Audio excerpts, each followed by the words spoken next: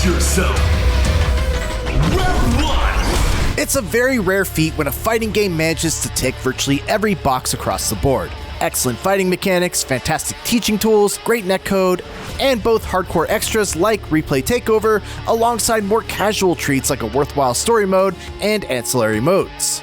Marvel Tokon Fighting Souls is about as close as a game has gotten to checking all of those boxes since Street Fighter VI. This is a gorgeous and innovative fighting game that appeals to players of all levels, with characters that are easy and satisfying to just mash some buttons with, but equally fun to dive deep into and tinker with in the lab.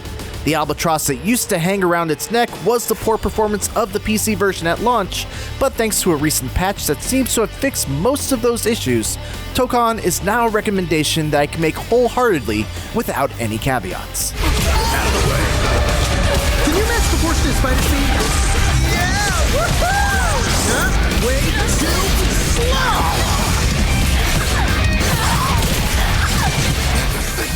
Let's start with the fundamentals. Tokon is a 4v4 fighter with a bunch of unique rules that attempt to control the inherent chaos of having 8 swappable characters in a single match.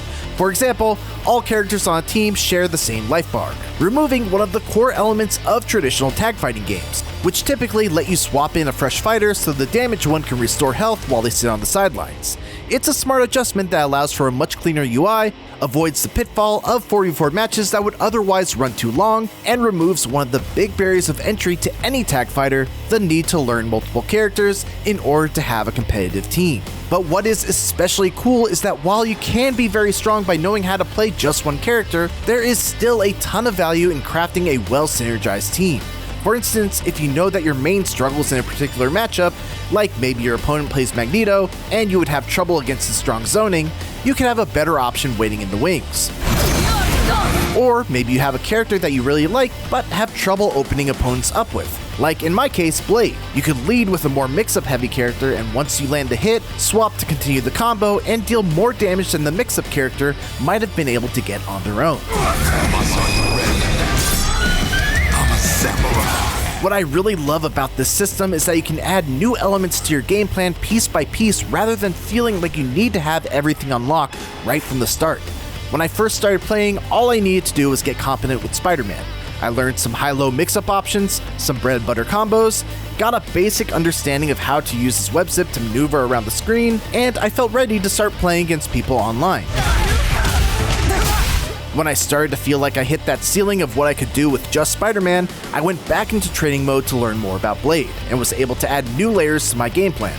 After that, I added in Magneto as an assist to help me convert more damage off the low part of my high-low mix-up, and now I'm experimenting with the 4th position to find someone else with an assist that adds extra value to my team. This process of being able to start with a small foundation and build upon it is the ideal way to learn a fighting game, and Tokon feels designed specifically for it.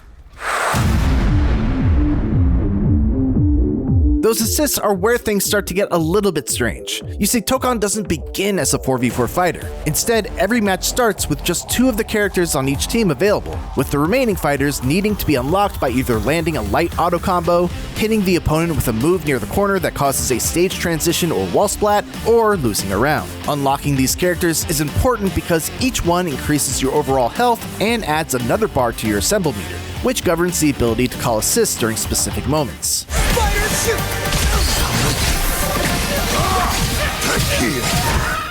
Tokon has a lot of hyper-specific rules surrounding its assists, which leads to a system that can be fairly overwhelming for newcomers. It certainly was a lot to take in for me, even as someone who's played many tag fighters like Marvel vs. Capcom, Dragon Ball FighterZ, 2XKO, and more. Before a match begins, you place your 4 characters into various positions: leader, shooter, vertical, and assault.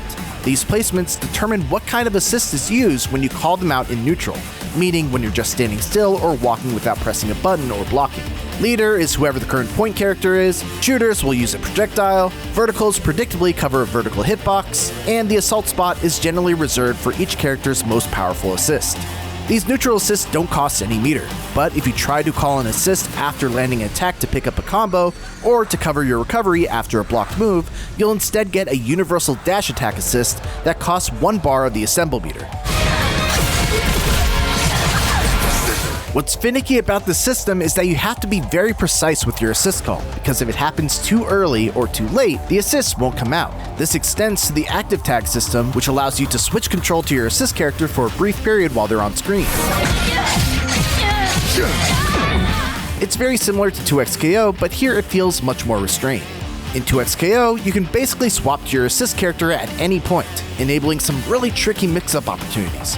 Tokon, on the other hand, seems to be much more hesitant to allow these kinds of unrestrained mix-ups. That isn't to say that you can't do gnarly things with the active tag system once you lock your opponent down and block stun, just that the rules that govern the system are a little more rigid than what I'm used to. And you know what, that's probably for a good reason. Given how cluttered the screen can get with 4 characters throwing nonsense out all at once, I think the amount of chaos that Tokon allows is already more than enough, especially when you've got characters like Penny Parker, who takes up a huge portion of the screen and can send out a bunch of random drones, Magneto, who can fill the screen with literal garbage that can enhance his attacks, and Magic, who can summon giant fire pillars that cover a fourth of the field. It can be very easy to lose track of what's going on. There are some cool nuances to the tag system as well. The raw tagouts have a bit of delay to them, so you can do cool stuff like tag, perform a move during the delay, and when you take control of the incoming fighter, the previous character's move will cover your approach without needing to spend a bar of the assemble meter. It's touches like these that really add that extra layer of depth that makes learning Tokon on a deeper level so much fun. The characters themselves are Tokon's greatest strength. We're no stranger to seeing a lot of these faces in fighting games before, but ArcSystem Works has gone above and beyond in making them feel authentic to their comic book counterparts, while also ensuring that they're each a blast to play in their own particular way. Spidey is able to zip all across the stage, baiting anti-airs by hanging and then jumping off his webs. Storm can manipulate the weather to push and pull objects and enemies, or even snatch her opponent in a command grab from half a screen away with a gust of wind that pushes her forward. Deadpool is a walking love layer to the FGC, with a kit that is almost entirely comprised of memes and special moves from Street Fighter, Mortal Kombat, King of Fighters, Tekken, Guilty Gear, and much, much more. It's an impressive roster of 21, and while there are certainly some notable omissions, especially on the X-Men front, and curious inclusions, the characters who did make the cut do a good job of justifying their spot with very unique playstyles that add something special to the roster. I can't imagine Green Goblin being at the top of anyone's list of characters to include in a Marvel fighting game, but he has ended up being one of the most interesting thanks to his unique ability to fight both on and off his glider. The most delightful surprise about Tokon is that its story mode is actually pretty dang good. It's broken up into 5 episodes, with each episode essentially being its own graphic novel centered around one of the 5 canonical teams of 4: the Fighting Avengers, the Unbreakable X-Men, the Amazing Guardians, Samurai Outriders, and Knights of Doom. The setup for all this infighting between Marvel heroes and anti-heroes, and a few straight-up villains, is the same throughout each of the 5 episodes. An otherworldly being known as the Champion has challenged 5 of the Earth's mightiest warriors to compete in a tournament, with the winners getting the opportunity to do battle with him, and should they win, he will grant them any wish they desire. So it's basically a Marvel version of Mortal Kombat meets Twisted Metal, and while that concept doesn't win any points for creativity, it does for execution. The episodes themselves are presented like motion comics, each illustrated by a different famous manga or comic book artist. This gives each story its own distinct art style, and I love seeing all the different takes on these iconic characters. It's especially cool as a big anime fan to see famous mangaka like Hiro Mashima of Fairy Tail fame and Betancourt, the creator of My Hero Academia Vigilantes, each apply their very distinctive art styles to classic Marvel characters like Captain America and Spider-Man. It's not just the art though, the writing is strong as well. Kieran Gillen, the writer of all 5 mini-stories, does a great job of tailoring each one to the strengths of the characters involved. The Amazing Guardians focuses on Peter Parker, struggling with the need to be a leader and a reluctant mentor to Ms. Marvel, while also trying to rein in the added chaos of having a wild card like Peter Quill on his team. Meanwhile, the Unbreakable X-Men episode deals with the familiar conflict of Storm, Magic, and Wolverine being heroes to a population that reviles them purely because they're mutants. There's not a lot of time to explore these themes beyond anything but a surface level, but the fact that there's at least something to chew on at all is a step in the right direction for fighting game stories. You are not ready for this fight.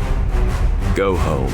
These episodes aren't the end of Tokon's ancillary modes either. There's a survival mode that challenges you to take on 100 fights against steadily more difficult foes, giving you a variety of stat boosts to choose from as you increase your power level every 5 rounds.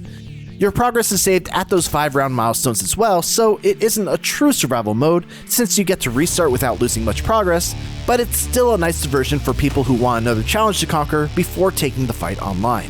And then there's Arcadia Rumble, which is entirely its own beast.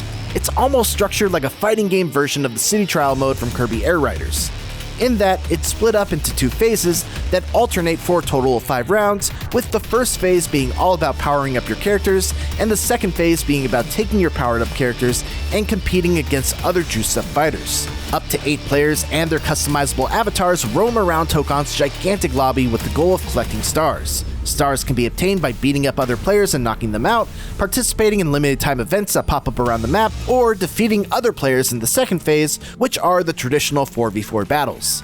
It's actually pretty fun, and while I don't see myself personally spending a lot of time with it beyond what I've played for this review, I can definitely see its value as a mode where players of all skill levels can play together and still have a chance to win. This whole package is rounded out with some of the best teaching tools I've seen in a fighting game. General mechanics breakdown with playable lessons, character guides that explain the basics of each kit, practical combo explainers that cover things like how to convert a combo off of a unique skill, and my favorite feature, free-form combo challenges that simply give you a move that you need to include in the combo and a damage threshold you need to hit. I love this so much because it really encourages people to actually experiment and learn the characters rather than just memorize a string of buttons. The prompts you're given are often very practical as well, teaching me how I should combo off of Spider-Man's overhead, or what I should do when I land a hit but don't have any assemble meter, or what my big cash out combo is when I land a hit and have full resources. Not to mention the excellent training mode, replay searching, replay takeovers, training presets, and so on. It's everything I could ask for when it comes to learning tools, and Tokon has it all right out of the gate. Here we go! Hey, you know all about power and responsibility, Cap, but here... I'd be remiss not to mention the PC performance woes that many people have had since launch and even the beta before it. Personally, I didn't have any notable issues on my rig, but I say that as someone running a GeForce RTX 5090 and AMD Ryzen 9 16-core processor with 32GB of RAM, so I would certainly hope that's the case. That said, on several occasions while I was playing online this weekend, I'd be in a match where everything moved at a fraction of the normal speed. These games always were against other PC players who had green network connections when I accepted the match, and they felt very different from the standard experience of playing someone on a poor connection. My guess is that these opponents were having performance issues, and that those problems were affecting my game, even if I wasn't personally experiencing them. But wait, good news arrived just as I was finishing up this review. A patch dropped just a few days after release that has reportedly fixed many of the PC issues that were being reported. True enough, since then I haven't seen any matches like what I just described. I haven't done a ton of testing myself, so I'll continue playing on PC and will update this review should any issues arise. But it seems like the Tokon team may have managed to narrowly avert disaster.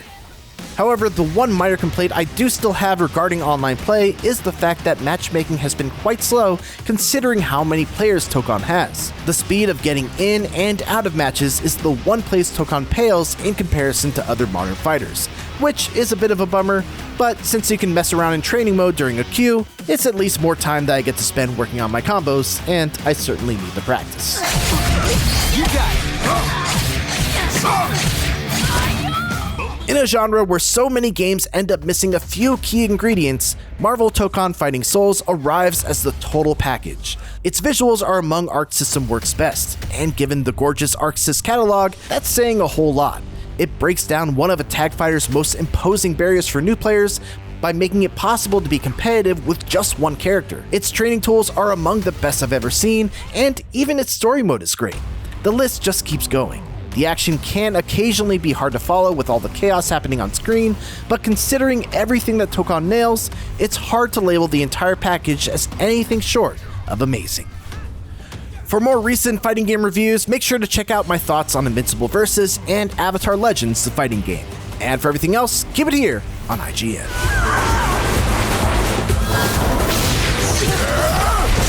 No holding back. You know, I really gotta say,